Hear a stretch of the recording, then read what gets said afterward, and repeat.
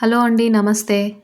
ఈరోజు తోటకూరతో వేపుడు, పప్పు అలాగే కాకుండా ఒక ముద్దకూరలాగా చేసుకొని చూద్దామండి. చాలా టేస్టీగా ఉంటుంది తోటకూర. చాలా కమ్మగా ఉంటుందండి. దీన్ దీన్ని ఎలా తయారు చేసుకోవాలో ఈ వీడియోలో చూద్దాం. చాలా సింపుల్‌గా చేసేసుకోవచ్చు. ఫస్ట్ స్టవ్ ఆన్ చేసుకొని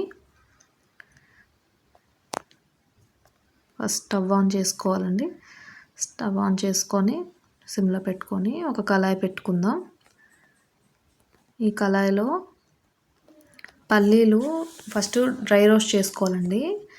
ఆయిల్ ఏం వేయకుండా జస్ట్ వేడైన కళాయిలో వేసుకొని మాడిపోకుండా సిమ్‌లో పెట్టుకొని కొంచెం మంచిగా రోస్ట్ చేసుకుందాం అండి. కొంచెం చిటపటలాడేలా వస్తుంది కదా, అంతవరకు ఫ్రై చేసుకుందాం. ఫ్రై అయిన తర్వాత బాగా ఫ్రై చేయాలండి. మాడితే మొత్తం టేస్ట్ మొత్తం పోతుందండి. ఇలా ఫ్రై అయిన పల్లీల్ని ఒక ప్లేట్లో తీసుకొని దీన్ని మొత్తం పీల్ చేసేసుకోవాలి. పీల్ చేసుకున్నాక ఇలా అవుతాయి కదా, దీన్ని ఒక మిక్సీ జార్లో వేసుకుందాం. మిక్సీ జార్లో వేసుకొని మొత్తం బాగా గ్రైండ్ చేసుకోవాలి. పలుకు పలుకుగా లేకుండా ప్యూర్ పేస్ట్ అయిపోవాలండి. ఫస్ట్ పౌడర్ చేసేసుకోండి. పౌడర్ మెత్తగా అయిపోయిన తర్వాత అప్పుడు వాటర్ వేసేసుకొని ఇంకొకసారి 2 సార్లు మిక్సీ గ్రైండ్ చేసేస్తే ఇలా మెత్తగా పేస్ట్ రెడీ అవుతుందండి. ఇందులో చూపించిన విధంగా పేస్ట్ లాగా చేసుకోండి.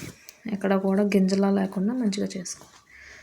ఇప్పుడు బాగా వాష్ చేసుకున్న తోటకూరని కొంచెం వాటర్తో కలిపి వేయాలి. ఎందుకంటే తోటకూర మనకు ఉడకాలి. ఇప్పుడు కూడా ఆయిల్ మనం వేయలేదండి. ఒకసారి మీరు అబ్జర్వ్ చేసినట్టయితే ఆయిల్ ఏం వేయలేదు. అలా డైరెక్ట్గా కొంచెం వాటర్తో తోటకూర బాగా 4-5 టైమ్స్ క్లీన్ చేసేసి కొంచెం మంచినీళ్ళు వేసుకుని తోటకూరను వేసుకున్నాం. తర్వాత పచ్చిమిర్చి వేసుకున్నాం. తర్వాత ఇప్పుడు అందులోనే కొంచెం ఉల్లిపాయలు కూడా సన్నగా పీల్ చేసేసి వేసుకోవాలి. ఈ తోటకూరలో కొంచెం వాటర్ కలిపే వేసుకోవాలండి, లేకపోతే అడుగంటేసి మాడిపోతుంది. ఈ తోటకూర పచ్చిమిర్చి వేసుకున్నాక ఇప్పుడు ఉల్లిపాయలు కూడా వేసేసుకుందాం. ఉల్లిపాయలు వేసేసుకొని పచ్చిమిర్చి మీకు కావాలంటే తర్వాత కొంచెం కారం కూడా యాడ్ చేసుకోవచ్చండి. లేదు కారం వద్దు అనుకునే వాళ్ళు కొంచెం ఎక్కువగానే యాడ్ చేసుకోండి. కొంచెం పసుపు అలాగే కొంచెం వేసుకొని బాగా కలుపుకొని వాటరీగానే ఉండాలి. కొంచెం వాటర్ మీకు లేదు అంటే కడిగేసిన కొంచెం వాటర్ వేసుకోండి. ఎందుకంటే ఈ తోటకూర బాగా ఉడకాలి. ఎందుకంటే ఇందులో బయట ఉడకబెట్టిన వాటర్ కూడా మనకు వేస్ట్గా పోదండి. అలా దానిలోనే ఎగిరిపోతుంది, ప్రాబ్లం లేదు. ఇలాంటి న్యూట్రిషన్స్ కూడా ఏం బయటకు పోవు. ఇప్పుడు దీన్ని మూత పెట్టుకొని సిమ్లో పెట్టుకొని మీడియం ఫ్లేమ్లో పెట్టుకొని కొంచెం ఉడకనియండి. ఎందుకంటే వాటర్ ఉంది కాబట్టి అంత తొందరగా మాడదు. మీడియం ఫ్లేమ్లో పెట్టండి, ప్రాబ్లం లేదు. ఇప్పుడు చూడండి, ఇక్కడ నేను ఏం జరిగిందంటే కొంచెం ఇందులో ఒక క్లిప్ మిస్ అయ్యిందండి. ఇలా ఉడికిన తర్వాత దీనిలో ఇందాక మనం వేసుకున్న పేస్టు వేసేసుకోవాలండి. నేను ఆ పేస్ట్ వేసే క్లిప్పు మిస్ చేసేసాను, సారీ అండి. ఆ పేస్టు ఇందులో వేసేసుకోవాలి. ఇందులో వేసేసుకొని బాగా కలిపిన తర్వాత అలా పేస్ట్ ఇంకొంచెం ఉంటే వేస్తున్నాను. వేసేసి బాగా కలుపుకొని కొంచెం చూసుకొని మీడియం ఫ్లేమ్లో పెట్టుకోవాలి. మీడియం ఫ్లేమ్లో పెట్టుకొని బాగా ఇది ఉడకాలండి. కొంచెం టైం పడుతుంది, ఒక 5 మినిట్స్ అలా. దాన్ని మీరు మూత పెట్టేసి వదిలేసినా ప్రాబ్లం లేదు. వచ్చిన తర్వాత ఇప్పుడు కొంచెం చింతపండు పులుసు వేసుకోండి. చింతపండు పులుసు వేసి బాగా కలుపుకొని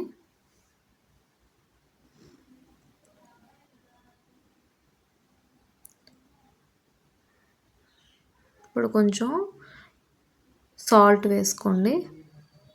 రుచికి సరిపడగా సాల్ట్ ఇప్పుడే వేసేసుకోండి. వేసేసుకొని బాగా కలిపేసి బాగా దగ్గర అయిపోవాలండి. బాగా దగ్గర అయిన తర్వాత చాలా కమ్మగా ఉంటుందండి. ఒకసారి ట్రై చేసి చూడండి. పిల్లలు ఇష్టంగా తింటారు. ఇలా ఇంకా మనం బచ్చల కూరతో కూడా చేయొచ్చండి. తోటకూర ఇంకా సేమ్ టేస్ట్‌లో బచ్చల కూరతో కూడా చేసుకోవచ్చు. అది కూడా టేస్ట్ బావుంటుంది. ఇంకా కొన్ని వెజిటబుల్స్‌తో కూడా ఆనపకాయతో కూడా ఇలా ఇదే ప్రాసెస్‌లో పల్లీ పేస్ట్ ఏసి చేసుకోవచ్చు. ఒకసారి మీరు ట్రై చేయండి. కమ్మగా ఉంటుంది. చాలా మంచిది కదా! పల్లీలు కూడా ఐరన్ మంచిది. సో, ఇలా బాగా దగ్గరికి అయిపోవాలి. బాగా దగ్గరికి కలుపుతూనే ఉండాలి. కొంచెం అడుగు అంటకుండా మనం సిమ్‌లో మీడియం ఫ్లేమ్‌లో పెట్టి కలుపుకుంటూ ఉండాలి. కొంచెం దగ్గరికి అయిన తర్వాత దాన్ని వేరే స్టవ్ మీద షిఫ్ట్ చేసేసి దీని మీద ఇంకో చిన్న కళాయి పెట్టుకొని పోపు కోసం ఆయిల్ వేసుకుంటాం. ఆయిల్ 2 స్పూన్స్ వేసుకోండి. అది అలా కనిపిస్తుంది కానీ చిన్న స్పూనేనండి. లోతు లేదు. కొంచెం ఆవాలు, ఇందులో మన ఇష్టం అండి పోపులు. ఆవాలు, జీలకర్ర అండ్ అలాగే కొంచెం బాగా చిటపటలాడిన తర్వాత ఎండుమిరపకాయలు. ఇందాక మనం పచ్చిమిర్చి వేసామండి. తర్వాత కారం ఏం వేయలేదు మీరు చూసినట్టయితే. ఇందులో ఎండుమిర్చి కొంచెం ఫ్రై అయిన తర్వాత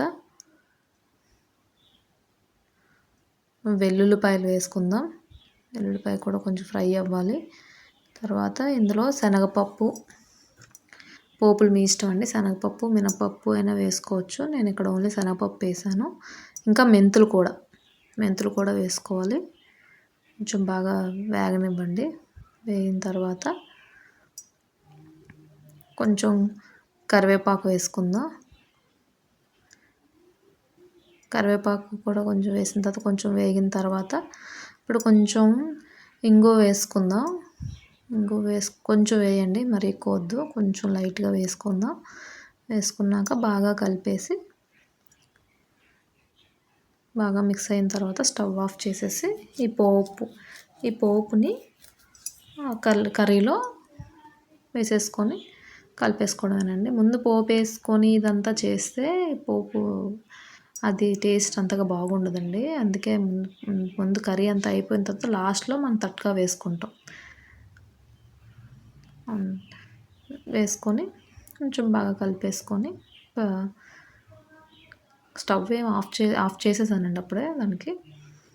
ఇదంతా ఒక బౌల్లోకి షిఫ్ట్ చేసేసుకొని పక్కన పెట్టేసుకోవడం. కర్రీ రెడీ అయిపోయింది. ఇప్పుడు దీంతో పాటు కొంచెం పాపడ్స్ ఫ్రై చేసుకుంటున్నానండి.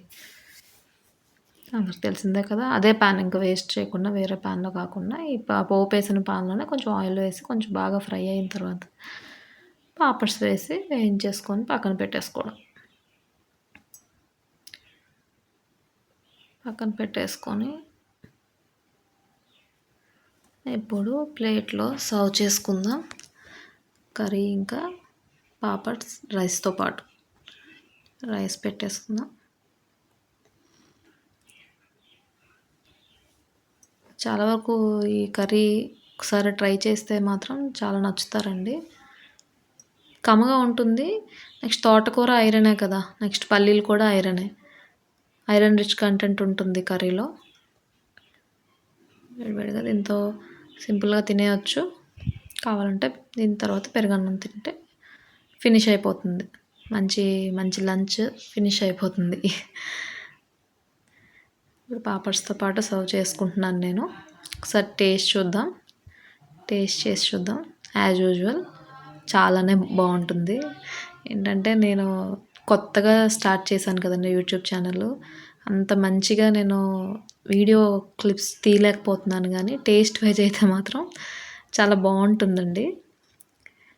అప్పుడు పాపడ్తో కలిపి తింటుంటే బాగుంటుంది. టేస్ట్ అయితే చాలా బాగుందండి. ఇదండి ఈరోజు వీడియో. నచ్చినట్టయితే ప్లీజ్ లైక్ చేయండి. ఛానల్ని సబ్స్క్రైబ్ చేసుకోండి. Thank you for watching.